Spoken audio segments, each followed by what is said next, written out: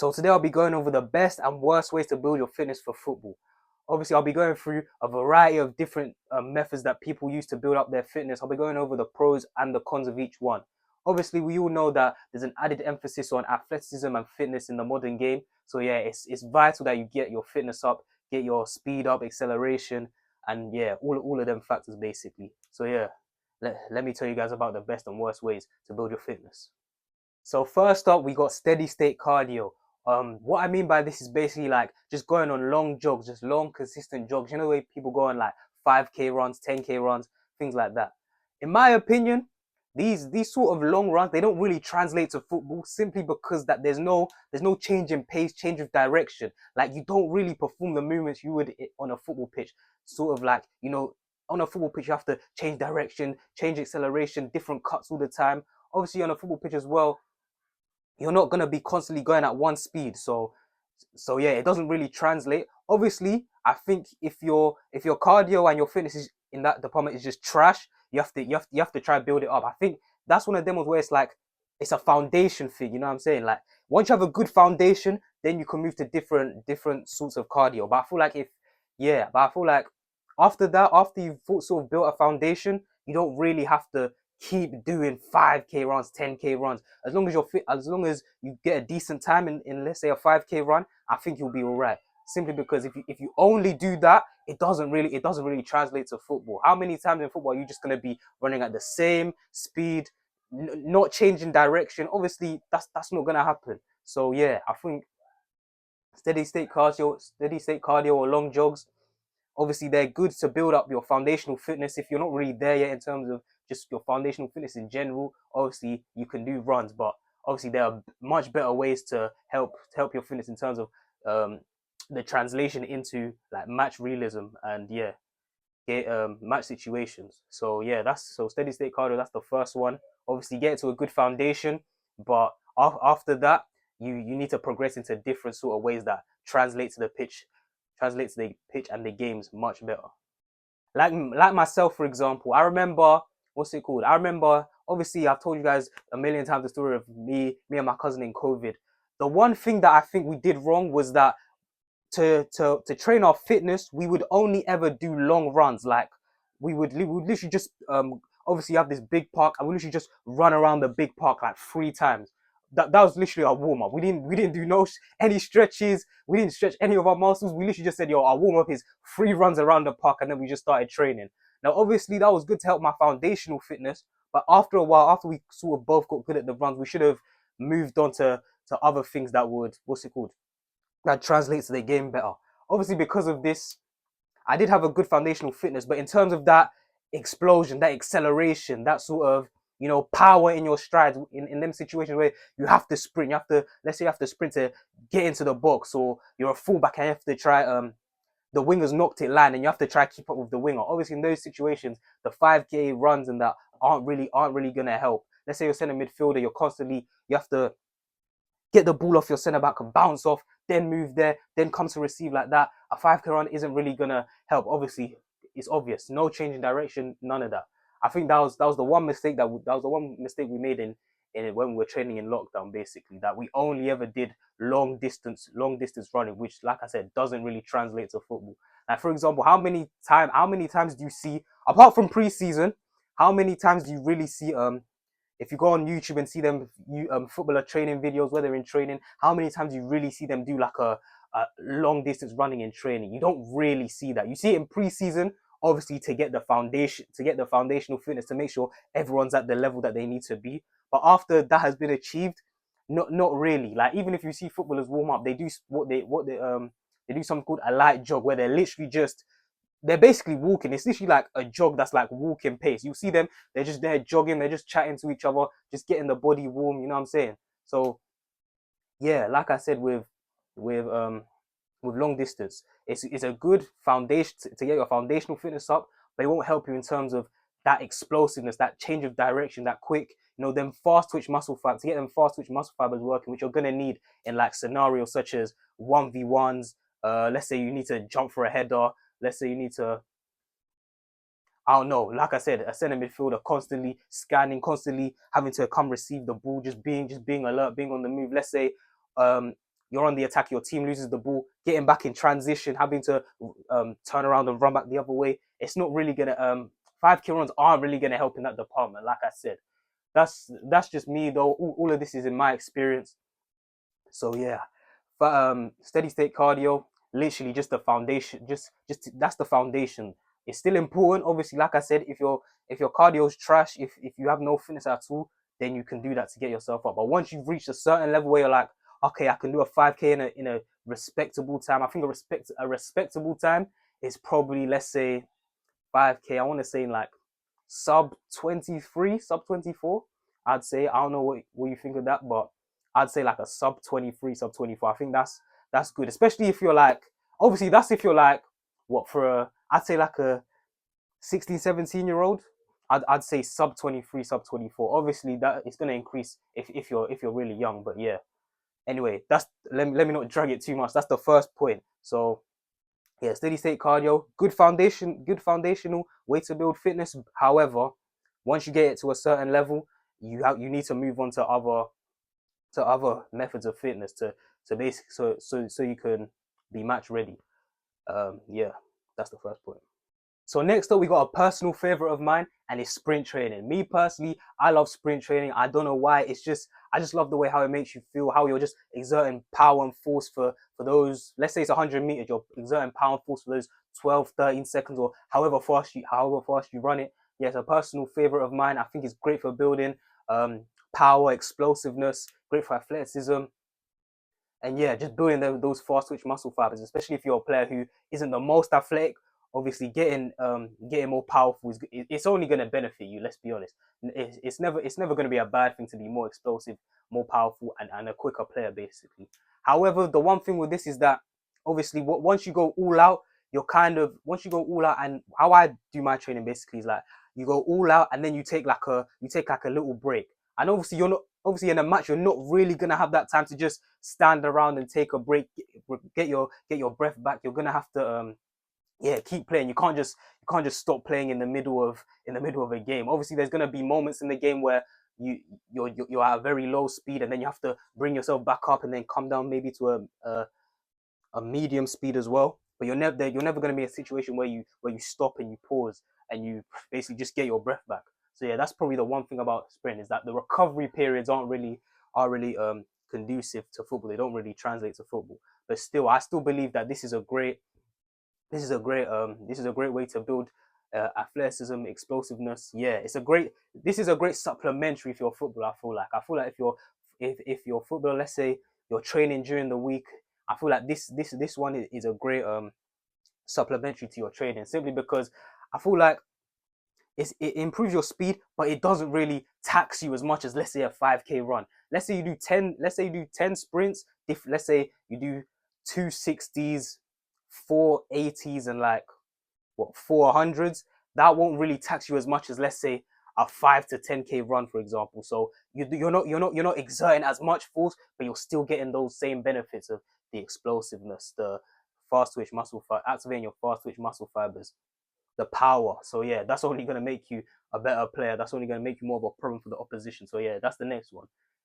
Sprint training. I think it's a great supplementary for your what's called for your technical training. So next up, we got two classics. I'm gonna put them together. So we got the bleed test, and then we got the shuttle runs. Me personally, I think these two translate very well because obviously the distance, it's a. I feel like both of them, in terms of running back and forth, it's a good distance in terms of what's it called, maximizing your fitness for those key actions. Basically, the key what I mean by key actions is like the actions that really make the difference in the game, like one v ones. Let's say you're midfielder, you're challenging. Let's say you're a defender. Yeah, defenders going up 1v1, attackers going up 1v1. Let's say you're a midfielder going up for what's it called? Going in for challenges and all of that. So yeah, I feel like these two translate very well. Obviously, shuttle runs, it's one good thing about the shuttle runs is that you're changing direction constantly. So you're going back and forth. Basically like let's say transitions in games. So you're going back and forth, back and forth. Obviously, you're doing different cones at different distances as well. I think shuttle runs are great. Um, As for the bleep test, let's be honest, it's a classic. Everyone's done a bleep test at least once in their career. Probably in preseason training, everyone's done a bleep test. Obviously, the great thing about a bleep test is that it forces you to increase your speed over time. So obviously, that's going to give you the endurance during the game. When it gets to 70 minutes, 75 minutes, 80 minutes, last 10, and you're the classic quote where your coach says last 10 put it in. You're gonna have that in the tank basically, because shuttle runs, at least shuttle runs, no, bleep tests, you're literally gonna have to increase your speed over time. It doesn't matter how tired you are. It's only going to increase basically, which is going to help your endurance in those later minutes during the match. Like I said, 70 minutes and beyond. So yeah, the only negative about these two is that what's it called? Is that you don't really have is that like I said, you're only going back and forth. In a game, you're probably gonna have to move different directions. You know what I'm saying? Um, yeah, you're not just gonna be going straight forward, straight back. Pretty much like the other ones as well. You're not really gonna have that, because obviously in a game you're gonna have to rotate like this, come receive the ball like this. Obviously, if someone's got the ball and you're trying to tackle them, you're gonna have to go there. Let's say you're 1v1. Obviously, the player's not just gonna come direct to you like this. Obviously, they're gonna try and make some moves on you. Obviously, you're gonna have to try jockey. But yeah, these two, obviously, there's a reason why the coaches always do this one. These two really translate, especially yeah, not even especially either one of them. I like both of them in terms of translating to the game. So yeah, that's the bleep test and the shuttle runs. Great exercise. There's no arguments with them. There's a reason why all the coaches make you do them. So yeah. Next up, we got a drill that I actually don't know the name of, but however, I'll try to explain it as best as I can. I did this drill with like the first team that I trained with basically. So how it would go is that we literally had the entire 11-a-side pitch. He literally said you can go anywhere you want. And what he said, every time, basically, you'd have rest intervals, but every time you blew the whistle, you had to sprint for a certain number of seconds. So let's say we'll be just jogging, sort of jogging around the pitch, just ticking over, and then he blow the whistle and he'll shout 8 seconds. And then you literally for 8 seconds you go all out, and then after those 8 seconds, you pause and you don't stop, but you keep jogging, you keep ticking over. And obviously you have the freedom of the whole 11-a-side pitch. Obviously the coach encourages you to change directions, change shoot, even in the rest intervals, change directions. Don't just go backwards and forwards. Don't just go in one direction. You have the freedom to rotate, to change directions. You have all of that freedom. So yeah, it's literally just, you have all of you guys are just on that 11-a-side pitch. You can go anywhere you want. Obviously you might need to change direction because you might need to avoid some players. Some guy might get in your way. You just need to hit him with the you know what I'm saying. But yeah, in my opinion, this is probably the most sort of match realistic fitness sort of drill that I've ever been a part of, simply because it gives you the freedom to literally just go anywhere on the pitch, just like in a match. You're not restricted to just a streamlined sort of motion. You have the freedom to go wherever you want. Even when you're sprinting, you don't literally just have to sprint in a straight line. You can literally be sprinting, then go like this, then sprint the other direction. You literally just have the freedom basically just to go wherever you want. If you guys can find this drill on YouTube, then trust me, this is the one, and it's intense as well. This one's a killer, I'll be real. But yeah, I feel like this one is the most sort of well-suited fitness drill to translate to matches, in my opinion. So I hope I explained that good. But yeah, if you guys can do this, I feel like this translates the best. So literally, I'll try to explain it one more time. You got this big 11-a-side pitch. You're probably in there with what? Let's say you're training with about 20 people. There's 20 people plotted out in a big 11-a-side pitch. Also, you start off by ticking over. Let's say you're ticking over for like 30 seconds. Coach will blow the whistle. He'll say, all right, boom, sprint for 15 seconds, all out. And you don't have, like I said, you don't have to sprint in streamline. You can change directions. You just have to go full, all out. Just exert all your force just for 15 seconds. Then he'll, like I said, change direction. You can literally be running like this, go backwards, go sideways, go this way, go that way. Just, you can cut in different directions, sort of. And yeah, after the 15 seconds, he'll blow the whistle. Then you go back to just ticking over, sort of like in an actual match. You know what I'm saying? In an actual match, you'll probably be exerting max force for like, let's say 10 seconds. Then let's say 10 seconds, let's say you're a defensive midfielder. You exert that force for 10 seconds to get the ball off the other midfielder, and then you pass it on. And then let's say you pass it on, and then let's say your teammate just restarts. He goes backwards to the keeper. Now you're from going at 10 seconds all out, now you're more relaxed because your team's keeping the ball now. Your team's just passing it, just trying to, passing it at a slower tempo basically. So yeah, that's yeah. I feel like this drill is the most match realistic drill I've ever been a part of. If you guys can find it, then you can find it. I don't know what it's called. I'll probably I'll probably let you guys know, but I can't really remember what it's called. But yeah, that's the next one. That's the most match realistic in my opinion. And then the last one I've got on the list is literally just small-sided games.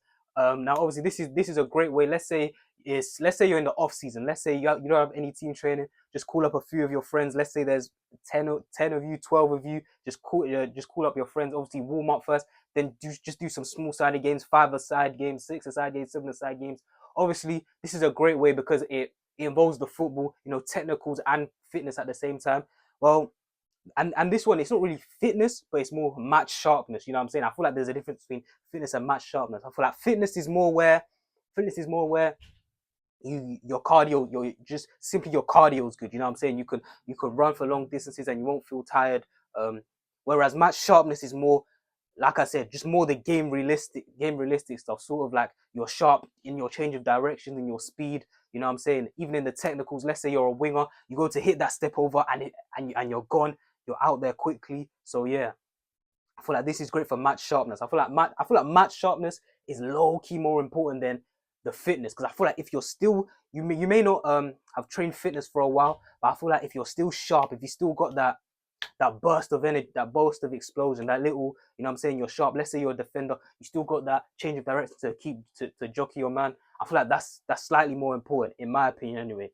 But yeah, obviously, like I said, you're combining the technicals and the fitness with it. The thing about this one, again, the only bad thing about this one is literally that it needs to be an intense session. It can't just be you and your boys sort of just messing about. Everyone has to be locked in. Everyone has to take it seriously. That's probably the negative about this one, is that it's probably quite difficult to have everyone sort of just going all out, just unless you're all footballers, unless you all play at a high level. But obviously it's very unlikely that literally you have 12 guys, like, and everyone in like the quote unquote friendship group is trying to like is playing at a high level. Or most of the time you always get one or two guys who just come in for the social aspect, you know what I'm saying, which is cool. But like I said, for this to really work, you're gonna have to have guys who are there to work basically, who are there to get their match sharpness up. So yeah, that's the last one. Obviously, that's the last one. Small-sided games, but yeah, like I said, just make sure you have people there who are really there to work basically. Or if that's not the case, it's pretty much a waste of time, and you'd much rather be doing literally just sprints by yourself, or a bleep test by yourself, shuttle runs by yourself to get that fitness up. So yeah, that's the last one. 5-a-side, small-sided games.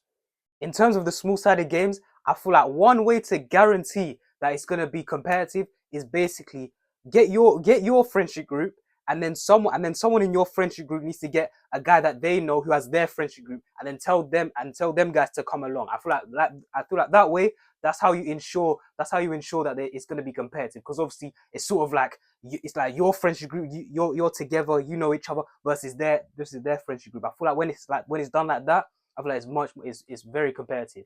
I've been in those situations many times where my boy will just call me and be like, "Yo, there's a ball session at the AstroTurf," and then yeah, and then I get there, and then it's just our guys versus maybe one of his friends, the guy who called me, maybe one of his friends, and he's brought his guys, and then obviously we play like a 7v7, 8v8, no matter what it is. I feel like that way, obviously, there's gonna be bragging rights and everything. I feel like even I think it was like, what, 2 weeks ago, this happened to me. My boy called me up. He said, "Yo, I got a ball set. It's probably gonna be like a 9-a-side game, 8-a-side game, or something like that." I got there, and obviously his friend and his guys were trying to basically make a YouTube team basically, and they were gonna post this video. Now, obviously, you know what happens. Well, you know what happens there.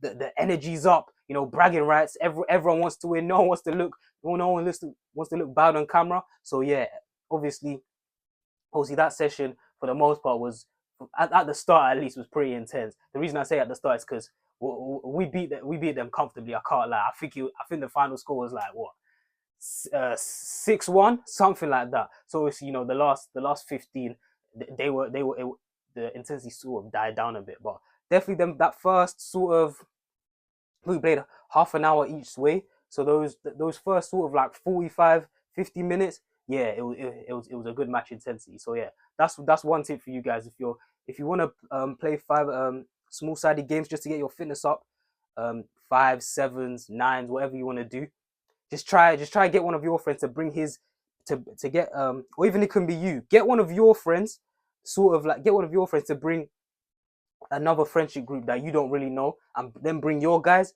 and then yeah, trust me, it's gonna be way more competitive. Then if it's just your guys, people are gonna take it a bit, lightly. You know, there's not that sort of drive to sort of like prove yourself type of thing. But obviously, if you're playing against guys that you don't really know that well, just like in a match situation, you don't know the guys. You're just playing against each other. Obviously, it's gonna bring out that more match realism. So yeah, that's a tip for you guys. So in conclusion, what would I personally suggest to get your fitness up?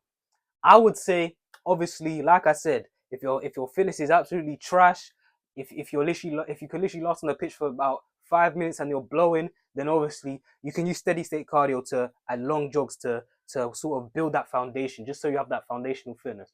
But after that, I would say literally just try playing intense. Try during the week, let's say, or let's say during the off season, right? During the off season, during when you're off, or during preseason even, try to get people to play small-sided, intense games. Obviously, like I said, bring another friendship group that you don't really know, so it's more competitive. I'd say supplement that in with, you could, to be honest, these three you can pick. Either you can do sprint training to, if you want to work on your explosiveness, or if you want to really get down to your cardio, your match realistic cardio, you can do obviously bleep test, and you can do shuttle runs as well. I'd say supplement those, do those a couple of times in the week, and yeah, you should be good. I'd say do that. So yeah, that's what I would do personally. I think long jogs, like I said, if you take like a, let's say you take like 3 weeks off, you don't do anything. Let's say you even go on holiday that summer, you haven't done shit for 3 weeks, for a month. Then obviously you can come back, like I said, build that foundational fitness. But after that, yeah, I'd just say supplement. Try to get small sided games in, so you're working both on technicals and fitness, and then obviously during the week supplement those with bleep test if you want, shuttle runs if you want, sprint training if you want. Me personally, I'll probably go for sprint training and shuttle runs. That's just me personally. But you can pick whatever one you prefer. So yeah, that's how I'll build my fitness. I hope you guys enjoyed the video. I've been JT, and I'm out.